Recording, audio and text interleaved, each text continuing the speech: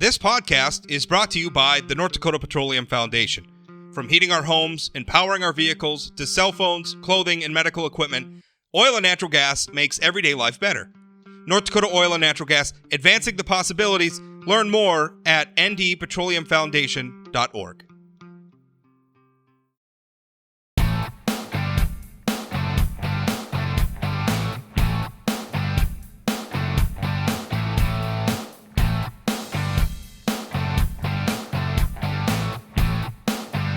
Welcome to Plain Talk Live. I am your host, Rob Port. So yesterday we got some news which I characterized, I think fairly and accurately, as a new front in what is, I don't want to call it a civil war, because I don't want to make it sound grander or bigger than it is, but a fracturing in the North Dakota Republican Party. And I think it dates back to the state legislature, where there was a very clear divide within the Republican caucus about their approach to governing. There were some who wanted to focus on, Fox News outrage of the day issues, and then there was the majority of the Republican Party, and even many Democrats, who just wanted to focus on policy debates on governing, right? The just plow the damn roads approach.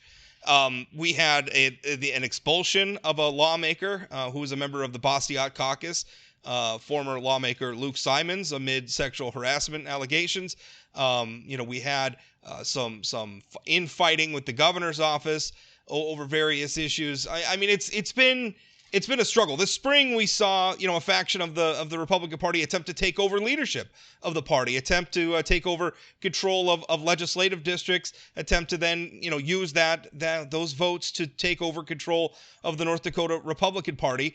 We have a campaign to recall Governor Doug Burgum. We have a campaign to implement term limits on lawmakers, on the legislature and the governor. And now we have a recall campaign for someone who has served in the State House of Representatives since 2003, Representative Dwight Kiefert from District 24. And here to talk with me about that is Representative Kiefert himself. First of all, welcome and thank you for your time. And second of all, why do you think this is happening? Why are they trying to recall you? Well, there's a couple of reasons why they're trying to do it. I mean, they're doing it and they're using the excuse that I voted for Simonson to be expelled over his conduct over the last 4 years. But they're trying to say I'm not a Republican. But what it boils down to is a power grab. They're after my legislative seat. That's what it's all about. Well, who's after your legislative seat? I mean, why? What's? Is there someone else that wants to sit in that seat? Well, I can't say for sure, but I imagine it's one of those that are in leadership of our district. Now, our district has been totally taken over by some of them are libertarians, I know. But some of them I don't even know who they are. But our district has been taken over. And I think what you're seeing is there was like 4 other censures too. And they're doing this at districts where they think they have a stronghold, where they can maybe recall, the sitting representative and get their own person put in. So that's what's going on. So you don't think this is really about your service in the legislature? This isn't about your votes? Because one of the things I wanted to read you, this is from the Bismarck Tribune article, and I'm trying to find, here we are. I'm quoting now. This is from the Bismarck Tribune article reporting on the recall, the announcement of a recall campaign for you. It says, the recall campaign sponsoring committee cites its reason for the campaign as Kiefert, quote, failing to meet the standards of a Republican representing District 24. The standards that we hold Representative Kiefert to are espoused in the North Dakota Republican Party platform, the North Dakota Constitution, and the U.S. Constitution. But they're also specifically denying that this has anything to do with the expulsion of Luke Simons. This is what what's his name? Mr. Anderson. He's the treasurer of your local district party. This is what he told the Bismarck Tribune. He said, quote, or what the Bismarck Tribune reported, quote, he acknowledged Kiefert's vote to expel Simons certainly adds fuel to the fire, but he added, we were already walking down this path before then. So he's making it sound this is about the way you've served and the way you've represented District 24 in the legislature. You're saying it's about expelling Kiefert. And I got to say, I believe you, because the same gentleman led an effort to censure you, which was successful. at your party's reorganization earlier this year. So they're saying, well, it's not really about Simons, it's about the way you served in the legislature. And Dwight, I'm just not seeing the evidence that that's true. Yeah, well, when they talked to them about the censure, they said that they were going to pursue a recall at that time. So, I mean, let's be honest here. But this other story about me not being a Republican, that's the story they want to feed people to try to get them to sign the position. But it's not true. I mean, what votes are they talking about? I mean, I got the Chamber award for my voting history, Chamber Champion Award. So what votes are they talking about? I mean, let's get real here. I think if coming from a conservative perspective, Dwight, I think anybody would have a hard time quibbling with your record voting as a conservative in the legislature, even acknowledging that Republicans disagree with one another at times, right? We all disagree on what's the most conservative approach or what's the best approach to a particular party issue. But you mentioned something interesting that they kind of want your seat, they want to control that, and this stuck out at me. This was from Jeremy Turley's article in the Fargo Forum. He writes, I quote, "Local party chairman Dan Johnston, a former state representative and candidate for state treasurer, did not respond to a request for comment. During his time in the legislature, Johnston sided with Simons and the ultra-conservative Bastiat caucus, an unofficial collection of lawmakers that does not disclose its membership." So, Dwight, does your party, Dan Johnston used to represent District 24 in the legislature. Then he ran for treasurer in the last cycle, was unsuccessful, was defeated in the Republican primary, despite an endorsement from President Donald Trump. Is a lot of this because he wants back in the legislature? And we may have lost Dwight at this point, so I'm going to go ahead and just take a little break, and we'll get him on the phone, and we will be right back. Sorry about that. We lost Dwight due to sometimes those internet connections just don't work out as you plan, but I got Dwight back on the phone. So we're going to continue. And Dwight, I don't know if you heard my question before we went to the break. You had mentioned the idea that the folks behind this recall campaign, they want your seat. And it's very, very interesting to me because we have the new state party chairman, Perry Schaefer, of the chairman of the North Dakota Republican Party. He issued a statement condemning this. He said, I quote, "This frivolous and unserious effort is a distraction from the important work that we are undertaking as a party. Although I believe that we ought to have a vigorous debate as a party, I also believe that this is a wholly unproductive way to express our differences. We stand behind Representative Dwight Kiefer." So that's the state party chair. Your district party chairman, so far, has been unreachable. He's not commenting on this at all. And it's interesting to me because he used to serve in the legislature representing District 24, and then he ran for treasurer last cycle. He was defeated in the Republican primary despite an endorsement from then President Donald Trump. My feeling is he wants back in the legislature and sees this as a vehicle for doing it. Now I know that you're hesitant to speculate, but why is your district party chairman not speaking up on this, Dwight? Well, I hate to like I say, speculate too, but I think your assumptions are right. I mean, he came to this state and he ran for election. I mean, he had nothing to do with this state before. He's from Pennsylvania or someplace as far as we know, but people really don't know much about him at all. And I believe that's what the whole push is. I mean, if they can get me recalled, then they could put in whoever they want. I mean, the district gets to fill the position. And like I said earlier, this is going on in other districts too. I know one of the districts that the other censures were in has been taken over too. So this isn't an isolated incident. This is happening statewide. They're trying to take over districts and get their own people in there and get more power. That's what it's all about.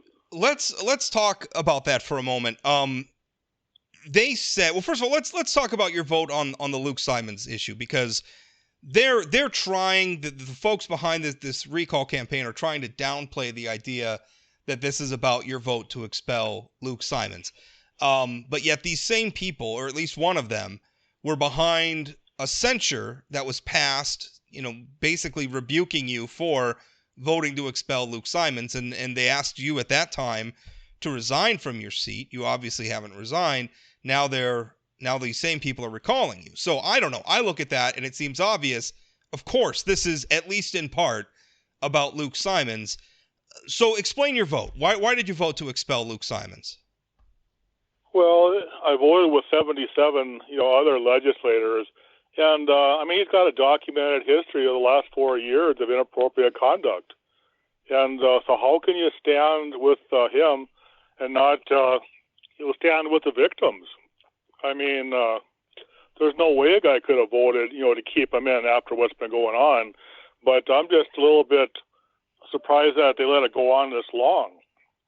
I mean, something should have been done the first year instead of letting it go on for 4 years. Yeah. But,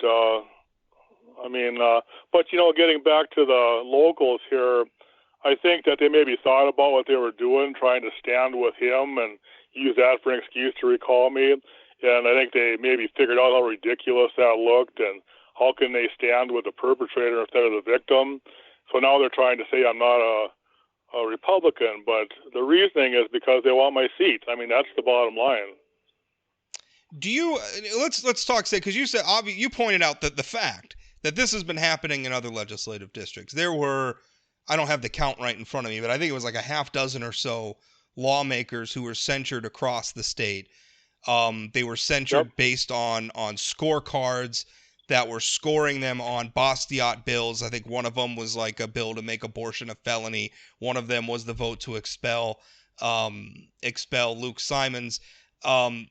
What do you make of this? Because when I have written about this and say, look, this is the same group of people, I'm using the term Bastiat caucus, understanding that that's probably imperfect because the Bastiat caucus won't divulge who their membership is. They're all trying to fly under the radar, but they're denying that this is coordinated from district to district. And I'm looking at it and saying these censure resolutions, censuring lawmakers for votes on the same bills in one district after another, bills that come from the Bastiat caucus, I look at that and I say that's not just a coincidence. So what say you, Dwight? When you look at this situation, you're saying obviously this is happening in other districts. What are you seeing? Well, I agree with you 100%, and it's because, let's say the Libertarians, there's a place on a ballot for them, but they know they can't get elected, so they masquerade as Republicans.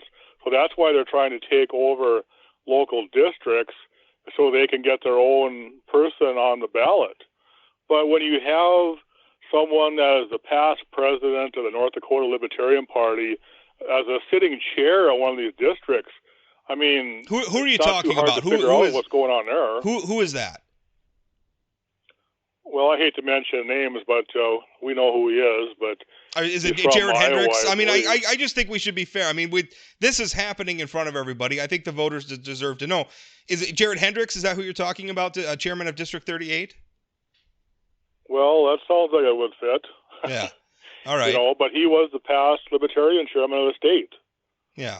So now this is their way to get into power, take over the districts. And I know for a fact that one of these other districts where the representative was censured, he hasn't been recalled yet, but I just talked to him today, and he said their district has been taken over by this group.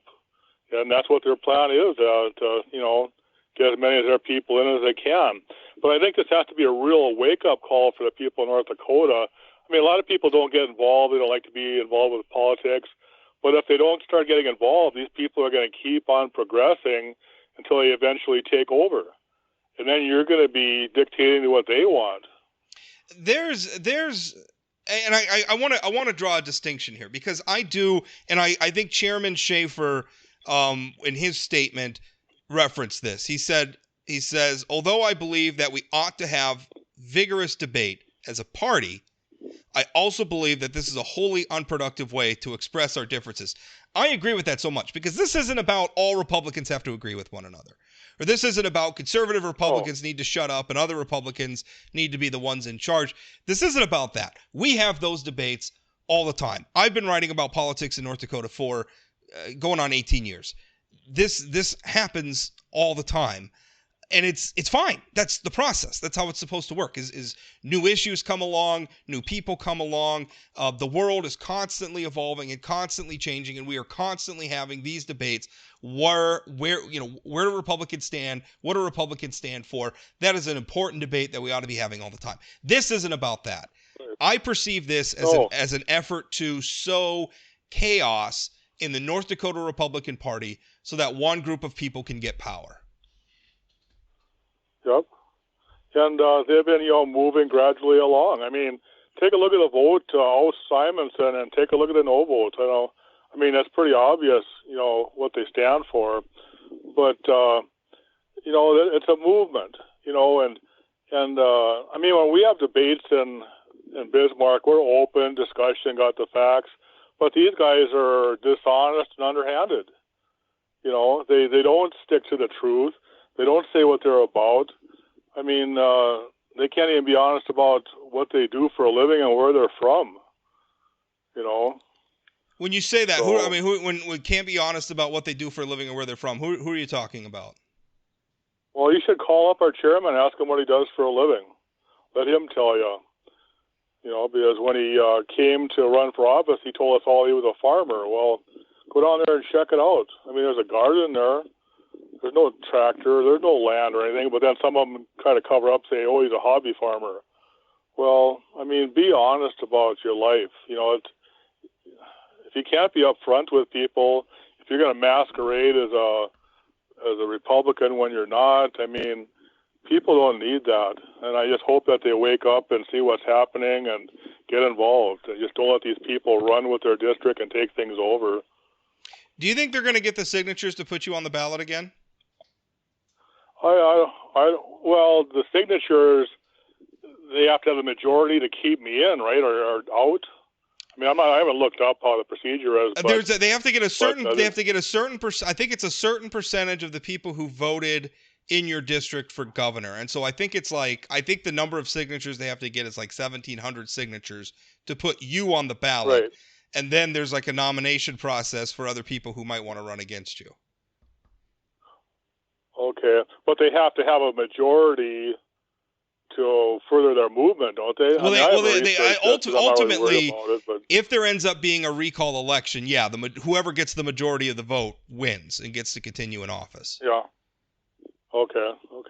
No, I'm not really too worried about it. I mean, I think people are smarter than the show that they're putting on, and so I'm not really too worried about it. I mean, if I get recalled, I mean, so be it, I guess. I mean, my life doesn't stop because I'm not in the legislature. I'm down there to serve the people and do the best I can to preserve our state for our kids.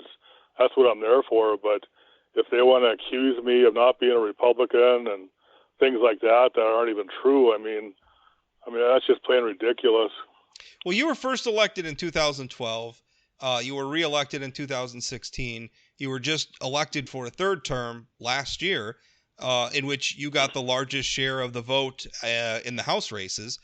I'm trying to think of what case that that they could make, that they could articulate, that you after 8 years of service, and now elected to another 4 years of service, have not been rendering the people of District 24.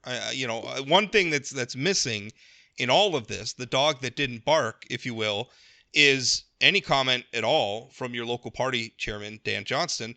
And second of all, anything referencing your actual voting record or your actual conduct in office, other than some platitudes about how you're not living up to the Constitution or something. I am seeing nothing here specifically. So what do you think their case to the voters is going to be? Well, I just hope the voters, pay attention to see what's going on. But, for me, we expel somebody that's got a 4-year track record of inappropriate conduct, so we vote him out. Then all of a sudden, I'm the problem. I mean, figure that out. Yeah.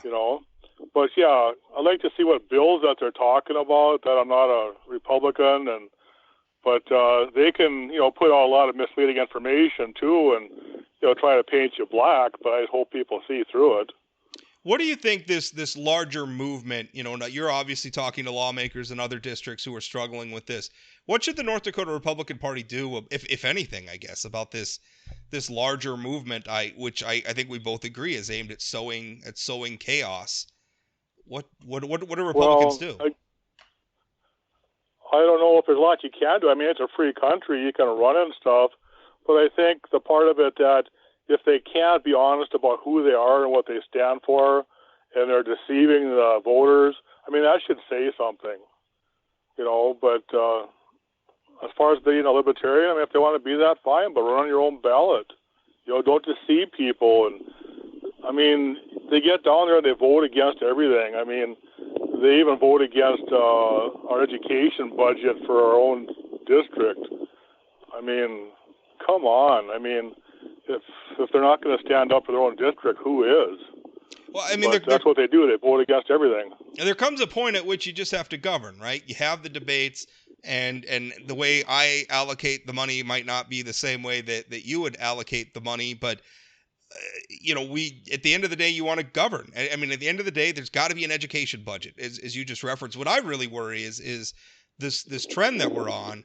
I worry that North Dakota is headed the way of Washington politics, where everything is so entrenched in ideological factionalism that nothing ever gets done. I worry that we're heading in that same direction, where we're going to lose some of the pragmatism that has made North Dakota Republicans so successful in governing North Dakota. We're going to lose it as stuff like this becomes more prevalent. Well, that's the direction we're headed. I mean, if this continues, but right now they don't have enough power to really do anything. But give it another 10 years, if they can be successful in recalling me because I'm not a Republican, then they can appoint, one of their own cronies in there. And if they can do this in 5-10 other districts, they can take them over, do the same thing. Well, pretty soon they've got it. Then are you going to even have an education budget? Are you going to have a DOT budget? Or are they going to just shut it all down? I mean, I don't understand what they want. Because some of these budgets you have to have. Surely they might not be happy about where some of the money is going, but that's nothing new. I mean, that's always been the case, but you just have to do the best you can. Do you think? Do you think? What do you think Democrats are thinking, specifically in your district? I mean, your district has a history of electing Democrats. It's often been a mixed Democrat and Republican district. I don't think local Democrats are thinking, "Gosh, let's take advantage." The Republicans are all busy throwing tomatoes at each other. Let's take advantage. Yeah. Well, I've received a lot of support from the Democratic Party, and I appreciate that. Because they're just thanking me for standing up for what's right. I mean, you got a situation like with Simons. How can you vote to keep him in there and continue? I mean, it's a morality thing. I mean, how could you possibly vote to keep him there? Yeah. And they argue, they didn't get his, due process. Yeah, due process. But this wasn't a criminal, investigation and charge. This was about the code of ethics for being a legislator. So that's a lame argument too about not having his due process. Well, when it comes to the due process, because I've heard that a lot as well, and I broke the story about Luke Simons. I was the first to report on the incident in the cafeteria where he was cursing at people. That was kind of the straw that broke the camel's back, and from there I started getting a lot of information about other people that he's worked with at the Capitol who have had problems with him. And obviously all my reporting is out there. People can go look it up and reread it if they want to. But to me, looking at the process, I feel like he got due process. You referenced earlier, why wasn't he out in the first year? I think it's because nobody was really out to get him, right? That's been one of the things there were people out to get him and that's why he was kicked out. I don't think anybody was out to get him. I don't even think the women he was harassing were out to get him. I think they just wanted him to stop. And he was given one opportunity after another to stop, and he never stopped. Yeah. And so finally it just got to the point where he was never apologetic. He was never really, he was clearly never going to change his behavior. So he got expelled. I mean, that to me, when you use the word due process, that's obviously a legal term that comes from the criminal justice system. And so, I don't really want to get too mixed up with that definition because I don't really apply. But he had plenty of process. He had plenty, insofar as he had plenty of opportunities to change his behavior, and he didn't. Well, sure he did.